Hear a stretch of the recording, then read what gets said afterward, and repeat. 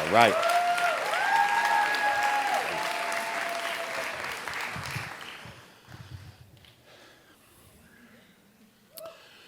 So as I pull up to my house in my quiet little neighborhood, I get my first look at Wayne, and I'm scared shitless. Think Hell's Angels, Charles Manson, and Pee Wee Herman all rolled into one. And I don't yet know it, but it turns out Wayne is my new neighbor. So it's the late 2000s, and our neighbor Jamie has invited Wayne to move in. Now, Jamie is a lovely human, but she has a habit of choosing problematic boyfriends. And Wayne is an intense, muscle-bound fire plug with wild eyes, acres of tattoos, and a shaved head. But the first time I meet him, it's clear he's trying to make a good impression. There's a lot of nervous energy, but he really aims to please. I mean, he offers to trim the shared hedge between our two driveways, and he does a damn good job. Now, I feel horrible for being so judgmental about Wayne.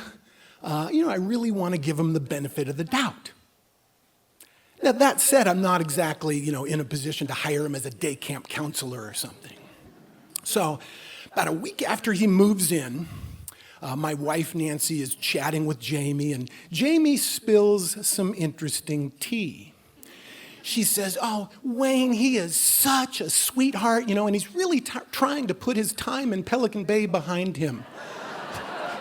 Pelican Bay State Penitentiary? You have to do some horrible shit to be sent there. Like, they're not going to send you to Pelican Bay for embezzling garlic bread from your job at the Olive Garden.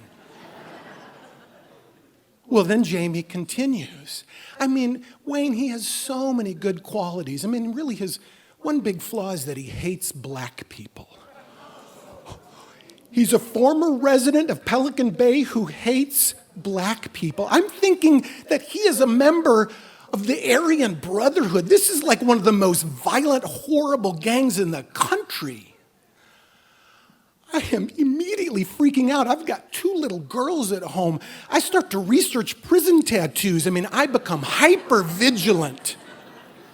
And I keep my eye on Wayne. I'm cordial with Wayne, but I am fully freaked out.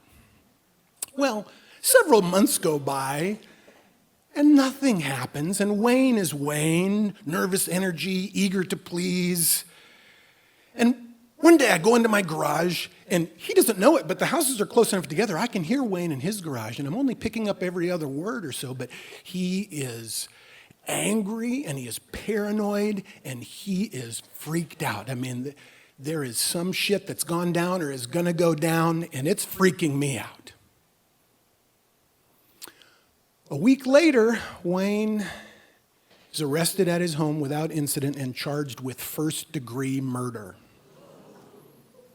And it becomes clear that Jamie had no idea he was a fugitive. I immediately set a Google News alert. She was crushed. I set a Google News alert to keep track of the trial, and months go on and information trickles in. He's accused of murdering an electrical contractor in a dispute over money. And after several months, Wayne is convicted of first-degree murder and sentenced to 50 years to life. And I'm relieved, but this has been traumatic. I've had to be hypervigilant. This has been horrible. So I carry this with me, and eventually I let it go. I'm able to joke about, I had a murderer next door. 10 years after he's convicted, I look down at my phone and I see a Google News alert, and Wayne has murdered his cellmate. And it all comes back to me, that stress, that fear, and it's just horrible. 4 years later, I look down at my phone and I see a Google News alert. Wayne has been out on the exercise yard at Folsom Prison. He's jumped by 2 fellow inmates who stab him with homemade knives, and he dies within minutes. Now, I want to be clear. Wayne deserved to be in jail for life. And my first impression of him was spot on. Wayne was a sociopath. But I'm not going to take any victory laps for being right. It's probably more accurate to say that society and the prison system turned Wayne into a sociopath. Because he was also once just a little boy, eager to please and concerned with little boy things. I mean, how did the adults in his life fail him so horribly?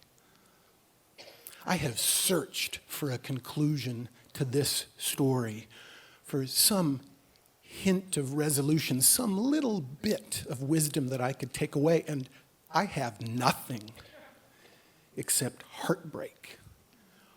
Heartbreak for the people whose lives were ruined by Wayne, and heartbreak for that little boy who deserved so much better. Thank you.